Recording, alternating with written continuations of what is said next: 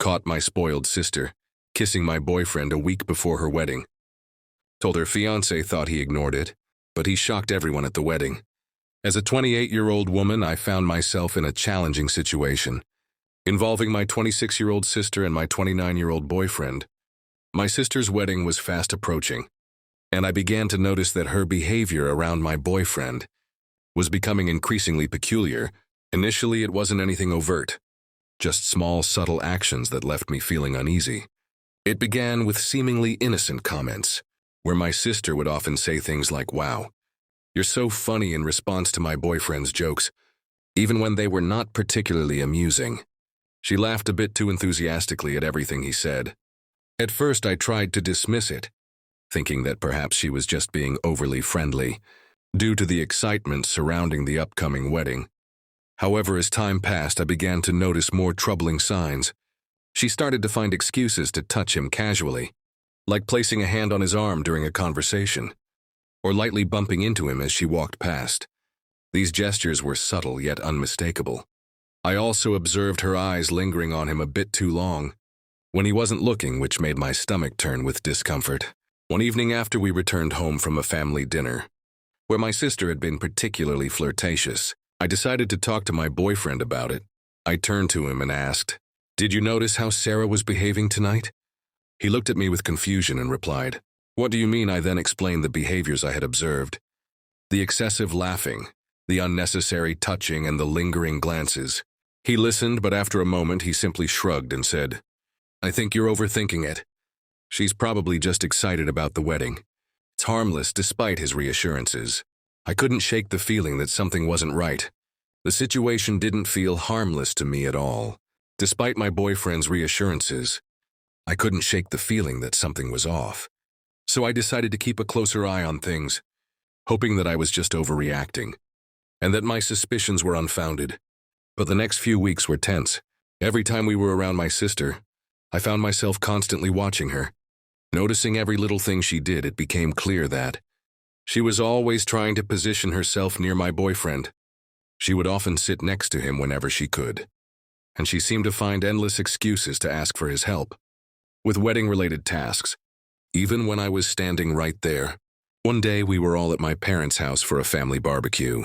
At one point, I went inside to use the bathroom, and when I returned, I saw something that made my heart sink.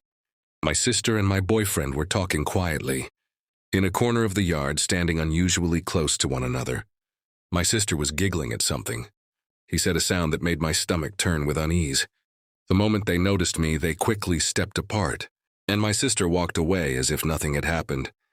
I felt a wave of nausea and anger, but decided not to confront them on the spot, not wanting to create a scene at a family gathering.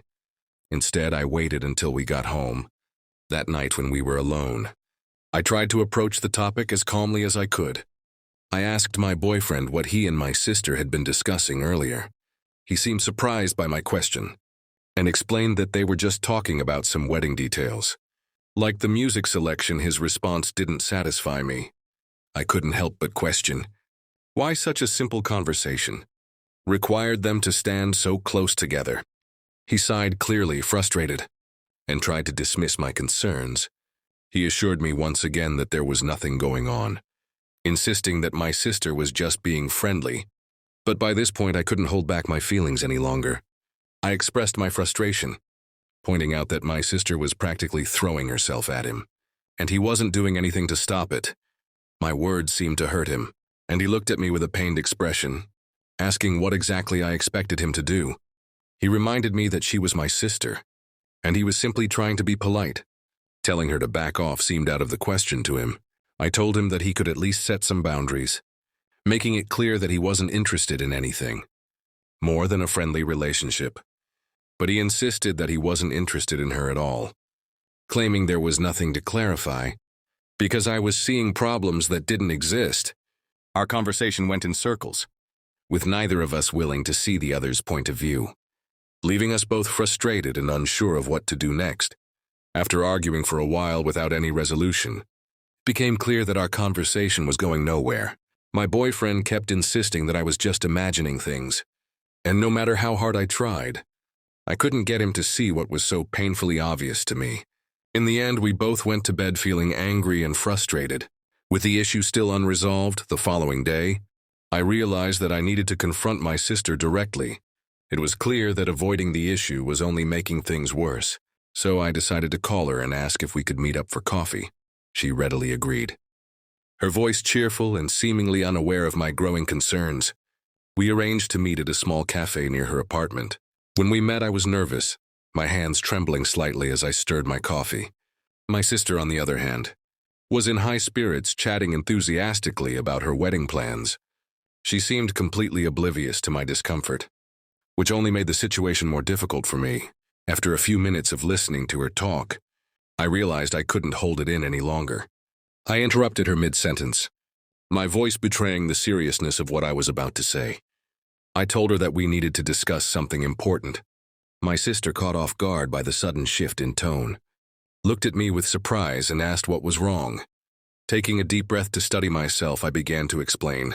I told her that I had noticed how she had been behaving around Tom, my boyfriend, and that it was making me uncomfortable. I mentioned the flirting, the casual touches, and the lingering looks, things that had been bothering me for some time. I emphasized that her behavior needed to stop. As I spoke, I watched her face transform through a range of emotions. At first there was surprise, then confusion, and finally anger. She demanded to know what I was talking about, vehemently denying that she had been flirting with Tom at all. I refused to back down, insisting that she had been doing exactly that. Whether she realized it or not, I explained that her actions were not only inappropriate, but were also causing me a great deal of distress. She responded with a laugh. Though it was far from a genuine one, she told me I was being ridiculous, dismissing my concerns by saying that Tom was practically family, and that she was just being friendly. However, her words did little to ease the tension between us, and I could tell that this conversation had struck a nerve as I sat there. It became clear that this was not going to be an easy issue to resolve, and the rift between us was likely only going to deepen.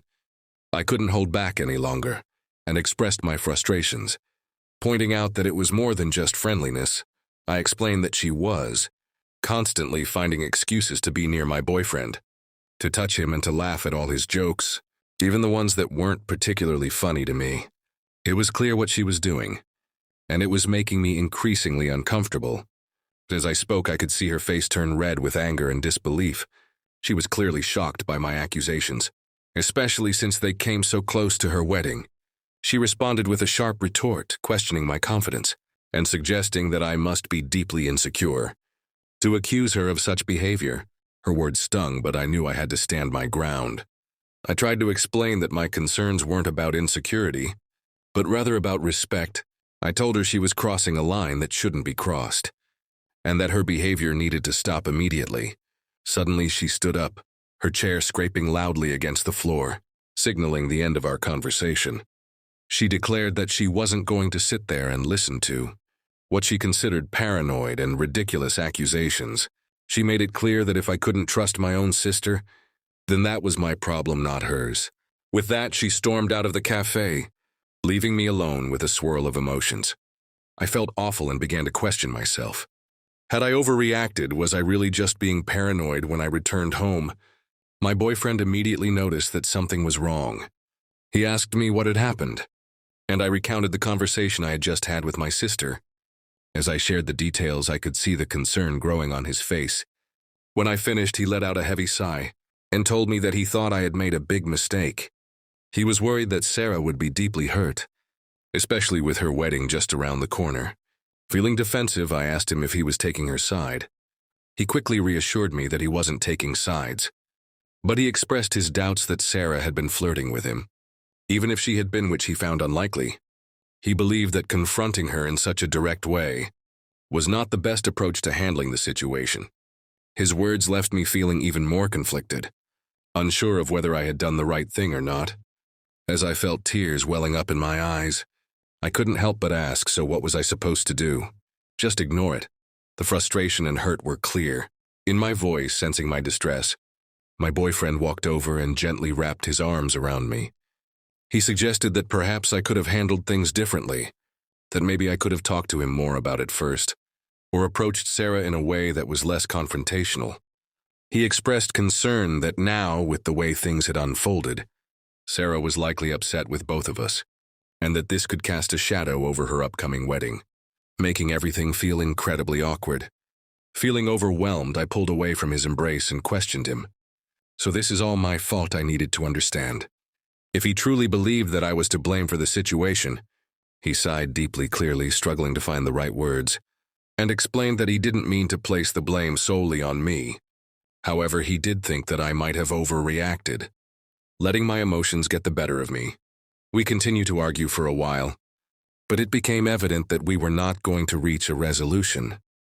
There was a clear disconnect in our perspectives, and neither of us seemed willing to fully understand the other's point of view. Eventually, he decided to go to bed, leaving me alone with my swirling thoughts and doubts.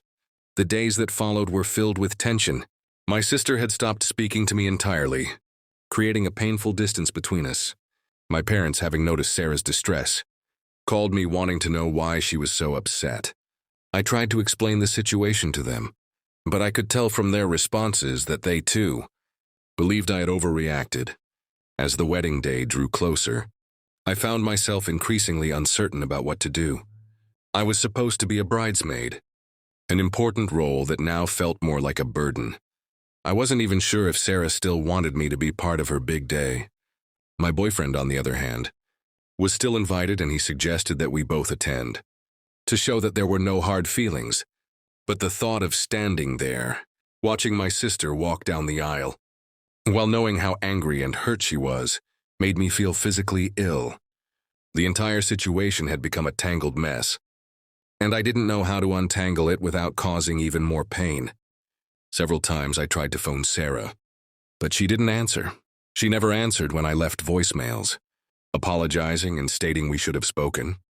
I even visited her flat, but she closed the door. My anxiety grew as the wedding day drew near. Though I wasn't convinced, my partner kept urging me to let go, that everything would blow over in a dream. I showed up for the wedding and everyone turned to stare at me. Pointing and murmuring, I woke up shaking coldly. Update following my confrontation with Sarah. Things deteriorated when she told our mother about my allegations. She became quite irate. She called me, screaming about how right before Sarah's wedding, I could be so selfish and worried. She shouted, "How could you accuse your own sister of such a thing?" She wouldn't listen as I tried to explain my perspective.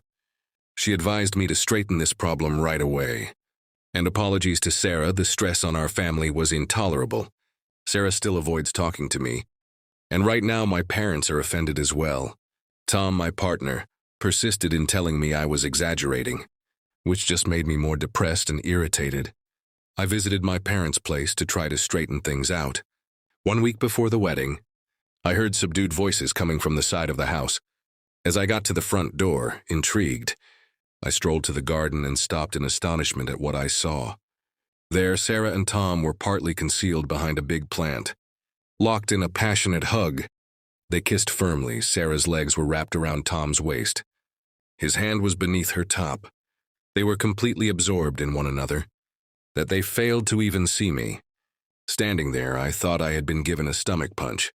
All the air left my lungs, and for a minute I was unable to move or talk, as the reality of what I was witnessing began to sink in. A powerful wave of anger and betrayal surged through me.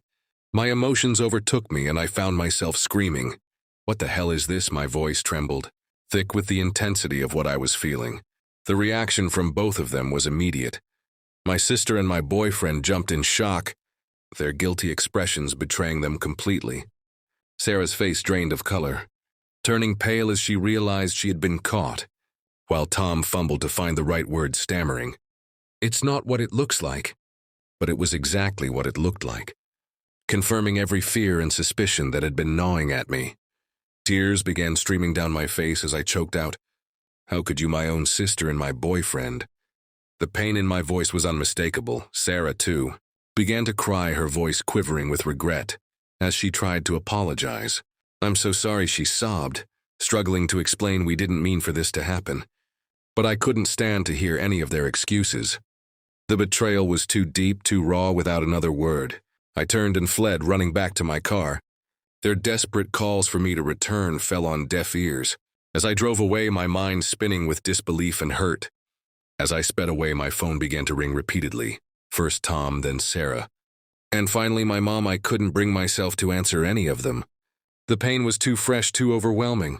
When I finally arrived home, I felt numb. I immediately packed a bag with some clothes and the essentials I would need for a few days.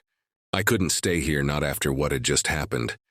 I sent Tom a final text message simply stating, "We're done. Don't try to contact me again." Then I turned off my phone, cutting off any further communication, and left. Now I'm writing this from a hotel room in a nearby city, unsure of what my next step should be, with the wedding just a few days away. I know there is no way I can attend. My relationship is shattered, and the bond I once shared with my sister may be irreparably damaged by this betrayal. It feels as though my entire world has been turned upside down. Everyone made me feel like I was crazy for suspecting something was wrong, but in the end I was right all along. The pain of that realization is almost too much to bear, and I find myself questioning how I will ever be able to trust anyone again after this. So Reddit, any advice on how to move forward from here would be appreciated. Update. After the devastating shock of discovering my sister, Sarah, with my now ex-boyfriend Tom, I spent several days in a fog struggling to process what had happened. My phone was constantly buzzing with messages and missed calls from both of them, as well as from my parents. But I just couldn't bring myself to respond. I was too overwhelmed, too hurt. Eventually, though, I came to see that Mark, Sarah's fiancé, was one person who definitely needed to know the truth. With a heavy heart, I made the difficult decision to call him. When Mark answered, I could hear the confusion in his voice. He asked what was going on, mentioning that Sarah had been in a terrible state, saying that I had disappeared and wasn't responding to anyone. Taking a deep breath, I began to explain everything to him. I told him about the suspicions I had initially had, how everyone, including Tom and Sarah, had brushed off my concerns, and then I described in detail the scene I had witnessed in my parents' garden. Mark listened quietly, not interrupting, only occasionally, making a small noise to let me know he was still there, absorbing everything I was saying. When I finally finished, there was a long, heavy silence on the other end of the line. Then, in a controlled, measured voice, Mark simply thanked me for telling him, adding that he needed some time to process this information. With that, he ended the call. Afterwards, I sat there staring blankly at my phone, wondering what Mark would do now that he knew the truth. As the wedding day approached, I heard nothing further from him or from the rest of my family.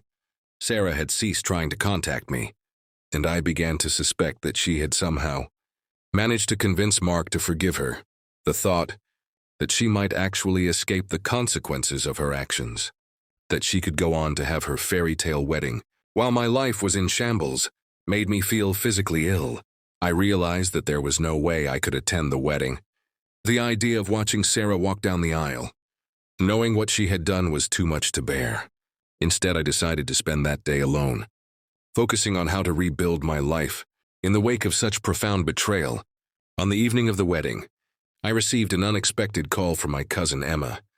There was an unmistakable tone of excitement and urgency in her hushed voice as she said, "Oh, my God, you won't believe what just happened." Confused and intrigued, I asked her what she meant. Without hesitation, Emma dove into her story, recounting the events that had unfolded. She explained that everything had seemed normal at first. Sarah had looked stunning in her wedding dress, and Mark had been standing at the altar, ready for the ceremony to begin. But when it came time for the vows, Mark had unexpectedly stepped forward and announced that he had something to say. My heart began to race as I listened to Emma describe the scene. Mark, in front of everyone, declared that he couldn't go through with the wedding. He told the guests that he could not marry someone who had betrayed her own sister and devastated her life by getting involved with her boyfriend. Emma continued, recounting how Sarah had turned completely pale at Mark's words. Then, to everyone's shock, Mark turned to my parents and apologized, telling them that they needed to know the real reason why I had distanced myself from the family. Emma went on to say that Sarah had started crying. My parents had been left startled and perplexed, and the guests had started whispering among themselves in an attempt to make sense of things. Mark had then walked out of the church, leaving Sarah sobbing alone at the altar. It was like something out of a movie. Emma told me, her voice still tinged with disbelief. Everyone's in shock. Your parents are trying to get the full story from Sarah, but she's an emotional wreck. As I sat there absorbing everything Emma had just told me, I felt a mix of emotions. On one hand, there was a sense of vindication, knowing that the truth had finally been revealed. But on the other hand, I couldn't help but feel a deep sadness for the pain and turmoil this had brought upon my family. Emma, sensing my silence, gently asked, "Are you okay?" I'm not sure," I said truthfully. I never wanted it to wrap like this. After a little more conversation with Emma, I hung up and sat silently, attempting to sort things, though at what cost the truth was out. My friendship with Sarah broke. My relationship with Tom ended. And now my whole family was in crisis. I came to see that although the truth was now clear-cut, it did not instantly correct everything. Healing and regaining trust still lay a long road ahead. But I felt a little relief, for the first time since this entire ordeal started. At least now I could begin to advance, free from the weight of silent facts dragging me back. Regarding what next, I'm not sure. Though I know I will eventually have to face my family. Right now I am living one day at a time, if nothing else. This encounter has shown me the value of following my gut feeling and defending myself even in front of people who question me. To all who helped me through my journey, thank you. Your words of encouragement have more value than you could possibly know. And to others in the same circumstances, keep in mind, rely on your gut feeling and resist being gaslighted into disbelieving your own impressions. By anyone, thank you for watching. If you haven't subscribed yet, please do so, and hit the notification bell to stay updated with more shocking, real-life stories happening around you.